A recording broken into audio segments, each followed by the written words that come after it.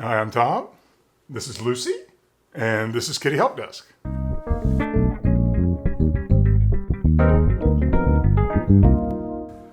So today I wanted to talk a little bit about names for cats. Now, whenever we adopt a cat, most people like to choose a name that sort of reflects something about their personality, kind of like the way they tend to choose cats. Now, in a lot of cases, in my case, cats have always chosen me. I've gone in thinking I was choosing a cat, and in most cases they have chosen me. Mina certainly chose me, and I guess I chose Lucy. Didn't I choose you, sweetheart? Yes, thank you. Because she just needed help at the time, so Lucy came to live with me, and Mina's name was chosen because she was a black cat, and I really liked the novel Dracula. So Mina Harker is a character in Dracula, so I named her Mina. And then when I adopted Lucy, I thought, well, I'm going to stack the deck a little bit, and I'm going to give her a name of Mina Harker's best friend in the novel, whose name is Lucy. Lucy Westenra. So that's Lucy's full name is Lucy Westenra. Isn't that right? And as it turns out, the name Lucy in Western culture kind of refers to somebody who's a little zany in some cases. I think that kind of comes from Lucille Ball. But Lucy, my Lucy, is certainly that. She's a little bit like a Looney Tunes character and a little bit crazy sometimes, but I really love her just the way she is. So anyway, when choosing a name for a cat, you have a world of choices, and a lot of people will choose names from maybe a movie that they like, or like me, a book that I liked, which was also made into a movie. Sometimes they'll choose based on the cat's appearance, so you get names like Patches or Blackie or Snowball or Fluffy, things like that. Sometimes it's just some random word that people like, because people like particular phonemes and the sounds of words. So in a lot of cases, we'll just choose a word because we like the sound of the word. Well, in the US, I found that there is a list of sort of the most popular cat names. And I'm not really sure, it's not really clear how they compiled this list, but this list has sort of perpetuated all across the internet. For 2022, this is supposedly the correct list because it shows up everywhere.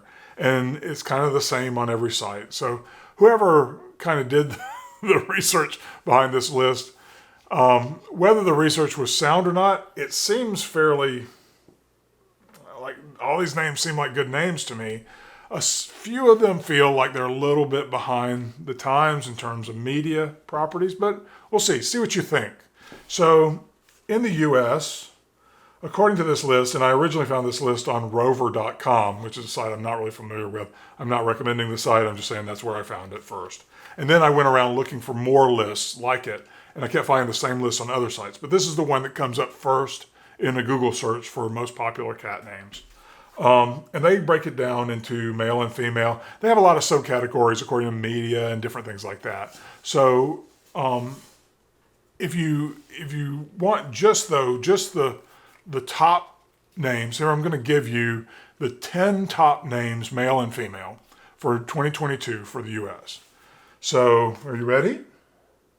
Okay. So for male cats, the top 10 names, and I don't think these are in any particular order. Maybe they are, but we'll see. Are Oliver, Milo, Leo, Charlie, Max, Loki, that's a media one, Simba, that's another media character, Jack, Ollie, and Jasper. And then for female, there are Luna. Apparently Luna is incredibly popular right now, though I don't think I've yet to have a client with a cat named Luna. Not that I can remember. But yeah, that's apparently extremely popular now for female cats. Lily, Bella, which could be from the vampire movies. Lucy is in the top 5 there. Nala, also Lion King. Callie, Kitty, Cleo, Willow, and Chloe. So those are all really good names. And what I find most fascinating about those names is how our culture is slowly shifting. I think it's indicative of the way we think about our pets.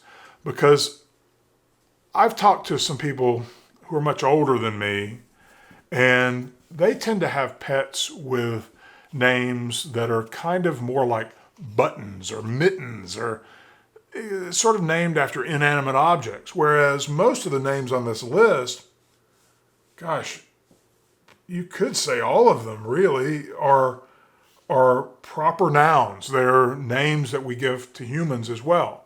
And I think that just shows how much more we think of our pets as, sentient beings. Whereas decades ago, people really looked at their pets as if they were objects, They really saw them as sort of property and toys and things to occupy their children. And before that, they really saw them as helpers, around the house, around the farm. Especially cats were often encouraged to live around homes and farms to get rid of vermin. In a lot of cases, rescues will actually adopt out semi-feral or non-socialized cats, or cats that are used to living outside. They'll adopt them out as barn cats, and they're very useful in that capacity. And they get fed and taken care of, and veterinary visits and all that in exchange. So it's a pretty good, give and take for the cats and for the humans involved. But overall, the centuries that we've had cats around us as people, we really have, for the bulk of that time, we've looked at animals as sort of objects. And it's only just now in, sort of in my lifetime that people, first sort of became vegetarians. And a lot of people now are vegans and really want to respect animals and really view them as family members. I certainly view my cats as family members. So there were some other names that showed up on other lists. Like there's a Wikipedia list that kind of goes back to like 2010. And I kind of looked at that list, and there were a lot of names on there that, were names I expected to see that didn't show up on this top 10 male, top 10 female list. But I still think it's worth mentioning, because I think if you look at these names, you see a lot of names that kind of illustrate that shift. So we've got names like Tiger, Smokey, which is an appearance name, Tigger, which is a media name, Shadow, Angel, Princess Patch or Patches, the ever popular Tom, Sylvester, another media name. Well, there's probably a lot of kids that don't know who Sylvester the cat is nowadays, because Sylvester's not really in media anymore. Casper, which is another media name, probably for a white cat. Muffin, Fluffy, Buddy, Baby, Frady, Whiskers, Blackie. These are all much more sort of old world, old school cat names. I'm really, I got to say, I'm encouraged by this new list, the 2022 list, because these are human names, and I think that our cats respond according to how we view them. And I don't mean that they understand the names that we've given them, because they certainly don't. But when we apply a label to anything, what is the Buddhist proverb or whatever, that there's a thing and then there's a name for the thing, and that's really one thing too many. When we apply a name to a thing, it can sometimes change our attitude toward that thing or that person or that cat. And so giving a cat a particular name can actually improve their behavior or make it worse. When you have a cat and you call it,